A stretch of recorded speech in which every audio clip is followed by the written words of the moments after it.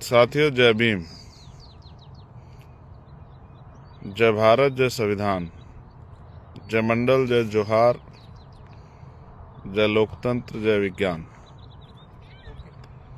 मैं सभी महापुरुषों को नमन करता हूँ, जिनका योगदान है भारत को लोकतांत्रिक बनाने में और भारत के लोगों को, नागरिकों को उनके हक अधिकार देने में। मैं इन दिनों अमेरिका में हूँ और यहाँ पर डॉक्टर बाबा साहब अम्बेडकर जी की बर्थ एनिवर्सरी यानी कि उनकी जयंती के कार्यक्रम में एज ए चीफ गेस्ट मुझे आने का मौका मिला है। ये भी सच है कि मैं यहाँ हूँ, मेरा शरीर यहाँ है, लेकिन मेरा पूरा ध्यान इंडिया पर है कि इंडिया में क्या हो रहा है। अचानक से मुझे लाइव इसलिए करना पड़ा कि लगातार मेरे पास सूचनाएं आ रही हैं कि यहाँ इस तरह की सिचुएशन है। सबसे पहले तो मैं आपको विश्व रत्न महिलाओं के मुक्तिदाता, करोड़ों करोड़ों भारतीयों को जबान देने वाले, इज्जत की जिंदगी देने वाले डॉक्टर बाबा साहब अम्बेडकर जी की जयंती की हार्दिक बधाई देता हूं। जब हम यहाँ हैं तो हमारे समय में लगभग 12.5 घंटे का फर्क है। मैं कैलिफोर्निया में हूँ और यहाँ लगभग जो है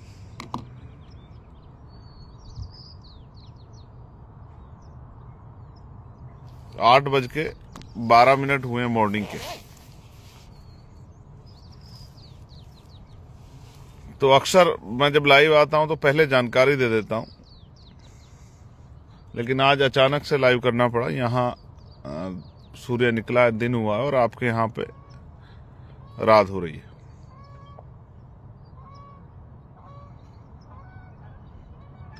मैंने वहां से यहां तक का सफर किया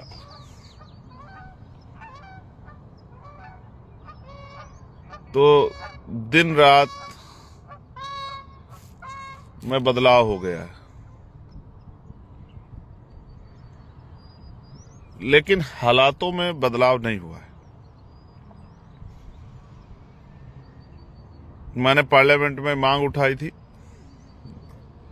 कि डॉक्टर बाबा साहब अम्बेडकर जी की जयंती पर अवकाश होना चाहिए, उसको राष्ट्रीय पर्व घोषित करना चाहिए। सरकार ने राष्ट्रीय अवकाश घोषित किया है और सरकार ये भी कह रही है कि भाई अगले 15 दिन हमें बाबा साहब अम्बेडकर की जयंती कार्यक्रम मनाना है। अधिकारियों को, कर्मचारियों को जानकारी दी गई है। वहीं दूसरी तरफ जहां तक मेरी जानकारी में है, नई परमिशन नहीं दी जा रही है। एक भी नई परमिशन नहीं दी जा रही है और जहां जहां पहले से भी कार्यक्रम होता है वहां भी डिस्टर्ब किया जा रहा है। ये बात मेरे लोकसभा क्षेत्र नगीना से लेके उत्तर प्रदेश की और देश भर में बहुत सारी जगह से मेरे पास मैसेज है कि भैया हमें परमिशन नहीं दे रहे। तो फिर सरकार का ये बाबा साहब अम्बेडकर की जयंती मनाने का जो आदेश है या राष्ट्रीय अवकाश का आदेश है, ये इनका दोहरा चरित्र है। आजकल आप देखते हैं जो हक वंचित समाज है उनको अपनी धार्मिक, सामाजिक,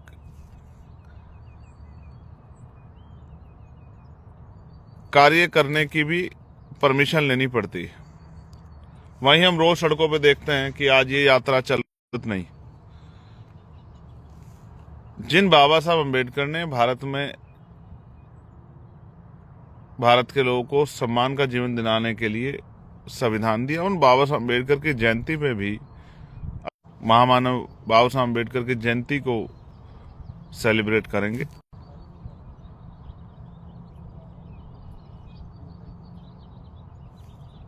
लेकिन आज के लिए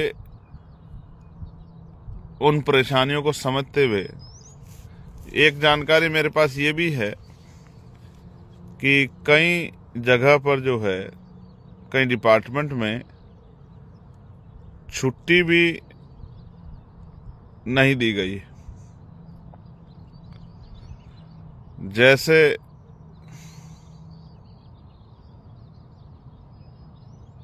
अपर मिशन निदेशक राष्ट्रीय स्वास्थ्य मिशन उत्तर प्रदेश ने ये लेटर जारी किया है कि 14 अप्रैल 2025 को समस्त आयुष्मान आरोग्य मंदिरों पर कार्यक्रम की 17वीं वर्षगांठ पर आयुष्मान आरोग्य शिविर का आयोजन किए जाने के संबंध में, तो इस मिशन से जुड़े हुए उन लोगों को जो डॉक्टर बाबा साहब अम्बेडकर में आस्था विश्वास रखते हैं, उनको बाबा साहब अम्बेडकर की जयंती मनाने की आज़ादी नहीं। और भी कई डिपार्टमेंट हैं जिनके लेटर्स मुझे मिले हैं, वहाँ काम करने वाले कर्मचारियों की मांग है कि भैया हमसे बाबा साहब अम्बेडकर की जयंती मनाने के अधिकार क्यों छीने जा रहे हैं। ये भी एक कड़वा सच है कि औरों के लिए बाबा साहब अम्बेडकर चाहे फैशन हो या सिर्फ संविधान निर्माता हो या सिर्फ महापुरुष हो, हमारे लिए बाबा साहब अम्बेडकर भगवान से भी बढ़कर हैं। इसलिए मैं सरकार से पुनः ये मांग करता हूं कि देश भर में जहां भी हमारे लोग बाबा साहब अम्बेडकर की जयंती का कार्यक्रम, शोभा यात्रा का कार्यक्रम करना चाहते हैं, अगर सरकार का चरित्र दोहरा नहीं है तो उनको परमिशन देनी चाहिए, उनको सहयोग करना चाहिए, जिससे कि वो डॉक्टर बाबा साहब अम्बेडकर की जयंती के इस अवसर पर अपने और अपने बच्चों के साथ इस जयंती के कार्यक्रम का लाभ ले सके, आनंद ले सके और अपने बच्चों को बाबा साहब अम्बेडकर के बारे में जानकारी दे सकें। जैसे उत्तर प्रदेश सरकार ने तो एक ऑर्डर वो किया है कि भाई इस दिन प्रतियोगिताएं होंगी और उनमें शेड्यूल कास्ट के बच्चे भाग लेंगे, जैसे बाबा साहब अम्बेडकर सिर्फ शेड्यूल कास्ट के हैं। ये सरकार की मानसिकता है, ये सरकार की ओछी मानसिकता है, दोहरी मानसिकता है। सरकार बाबा साहब अम्बेडकर को सिर्फ दलितों तक ही जोड़ के रखना चाहती है। क्या बाबा साहब अम्बेडकर ने सिर्फ दलितों के लिए काम किया? क्या उन्होंने आरबीआई की स्थापना में रोल नहीं अदा किया? क्या उन्होंने भाखड़ा नागल डैम के प्रोजेक्ट में अपना रोल नहीं अदा किया? क्या महिलाओं को कि मुक्ति का रास्ता उन्होंने नहीं खोला, उनको बराबर के अवसर नहीं दिए? क्या उन्होंने मैटरनिटी लीव महिलाओं को, क्या उसका रास्ता नहीं खोला? क्या उन्होंने 8 घंटे लेबर के लिए काम हो, क्या उन्होंने इसका रास्ता नहीं खोला? क्या उन्होंने देश को फ्रीडम ऑफ स्पीच और फ्रीडम ऑफ एक्सप्रेशन नहीं दिया? ये समझने की विषय है। क्या धर्मनिरपेक्षता बाबा साहब अम्बेडकर ने संविधान में सब लोगों के लिए नहीं की? क्या कमजोर वर्गों में SC ST OBC के लिए रिजर्वेशन और अन्य जो है अवसर तैयार नहीं किए? क्या देश के लोकतंत्र में हिस्सेदारी का अधिकार बाबा साहब ने नहीं दिया? तो उन्होंने तो सबके लिए किया, लेकिन सरकारों ने, इस सरकार ने भी और पुरानी सरकारों ने भी उनको सिर्फ और सिर्फ दलित वर्ग तक सीमित रखने का प्रयास किया। ये ओछी मानसिकता, दोहरी मानसिकता अब जगजाहिर हो चुकी, जिसमें 12 अप्रैल की रात 10 बजे भाई देवी शंकर को बोझा ढोने के बहाने गेहूं के खेत में ले गए और फिर वहां उसकी जली हुई लाश बरामद हुई। परिवार का कहना है कि उसको जला के मार दिया गया। पुलिस जांच करेगी और हो सकता है पुलिस ये भी कह दे कि वो खुद से जल के मर गया। लेकिन सच ये है कि आज भी भारत में दलितों, पिछड़ों, आदिवासियों, मुसलमानों, जैनों, सिखों, बुद्धिस्टों, ईसाइयों पे अत्याचार धर्म और जाति के आधार पर होता है। यानी कि गैर बराबरी नहीं। तो मैं प्रयागराज प्रशासन से मांग करूंगा कि आप निष्पक्ष कार्रवाई करके उस परिवार को न्याय दिलाने का काम करें।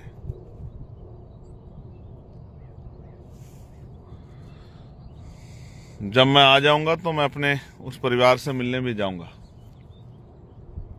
लेकिन अभी मैं देश भर की सरकारों से मांग करता हूं, अन्य अन्य स्टेट में, कि वो डॉक्टर बाबा साहब अम्बेडकर की जयंती की परमिशनें दे और उनको अपने जो साथी कार्यक्रम करना चाहते हैं उनको अपने कार्यक्रम करने के लिए सहयोग करें, ना कि उसमें बाधा बने। और मैं आप सब साथियों को भी ये कहना चाहता हूं कि बहुत समझदारी जिम्मेदारी से ये समझते हुए कि ऐसा ना हो कि कोई दुश्मन जो विरोधी विचारधारा के लोग हैं वो आपके कार्यक्रम को डिस्टर्ब ना करें। मेरे पास ऐसे भी सूचना है कि कई जगह पे आपके जयंती के कार्यक्रम को डिस्टर्ब करने की तैयारी भी चल रही है। इसलिए मैं प्रशासन से, पुलिस से मांग करूंगा कि वो जहां कार्यक्रम हो रहे हैं उनकी सुरक्षा सुनिश्चित करें।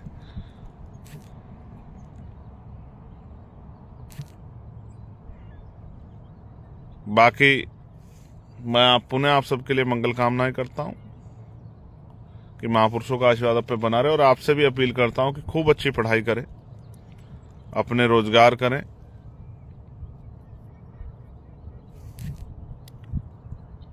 बुराइयों से दूर रहें, एजुकेशन को हथियार बनाएं और बाबा साहब अम्बेडकर के उस नारे पे आगे बढ़ने का काम करो।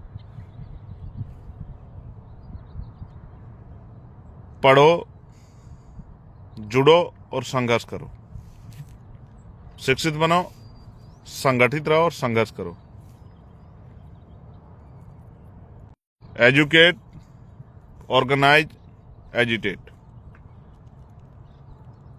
कई जगह पे परमिशन लगाने की अनुमति भी बाबा साहब अम्बेडकर की प्रतिमा की नहीं दी जा रही। ये भी एक सवाल सबके सामने है।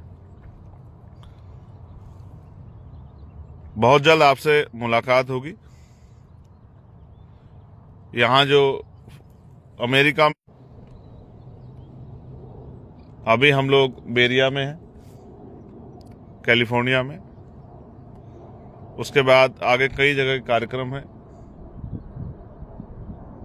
Sacramento, Seattle, Las Vegas, Indiana, Chicago, New York. लेकिन मैं यहां से भी आपसे कहूंगा कि यहां तो मैं उन जगहों को नमन करने आया हूं जहां बाबा साहब ने पढ़ाई की है, जहां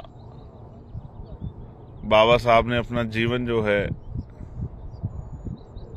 योगदान दिया है, जहां बाबा साहब अम्बेडकर की स्टैचू जो है उनके योगदान की वजह से स्थापित की गई है। लेकिन मैं आपसे भी प्रार्थना करता हूं कि आप भी समझदारी दिखाते हुए, बुराइयों को छोड़ते हुए शिक्षा के रास्ते से आगे बढ़े, डॉक्टर, इंजीनियर, आईएएस, आईपीएस, वकील, जज बने। मेरे मन में यहाँ आके लोगों का जीवन देख के ये भाव पैदा होता है कि वहाँ आत्मसम्मान का जीवन गरीबों को नहीं मिल रहा है। तो जब तक आपको सुख सुविधा सम्मान का जीवन नहीं मिलता तब तक हम लोग रुकने वाले नहीं। ये बात भी मैं आपको स्पष्ट कर रहा हूं।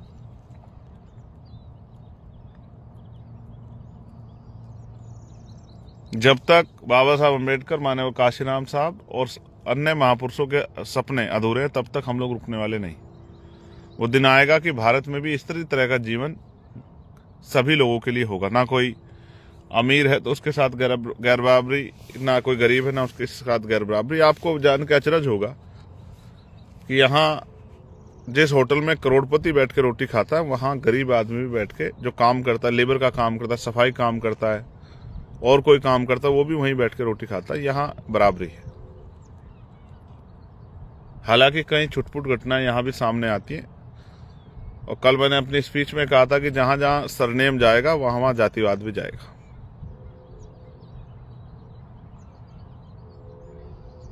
मैं आप सब से प्रार्थना करता हूं बहुत समझदारी से अपना कार्यक्रम करें, और मैं फिर आपसे कहूंगा कि यहाँ दुनिया को देख के बड़ी मन में खुशी होती है, लेकिन अपने देश के हाल देख के मन में बड़ी पीड़ा होती है। तो जब तक वहां रहने वाले लोगों को इज्जत सम्मान की जिंदगी और उन पर होने वाले जुल्म को हम लोग जड़ से खत्म नहीं कर देते। जब तक वहां गैर बराबरी खत्म नहीं हो जाती तब तक हमारा संघर्ष जारी रहेगा। आपका भाई एडवोकेट चंद्रशेखर आजाद आप सबके लिए मंगल कामनाओं के साथ और आशा और उम्मीद कि ऐसे ही आपका सहयोग मुझे बना रहेगा। जय भीम। इस बीच में जो कार्यकर्ता पदाधिकारी वहां मेरी गैर मौजूदगी में काम कर रहे हैं उनसे भी आग्रह करूंगा कि वो डटकर काम करें। कहीं कोई घटना होती है, कहीं भी कोई परेशानी होती है तो अपने साथियों की ताकत बनने का काम करें। घबराएं नहीं, डरे नहीं। जय भीम, जय भारत।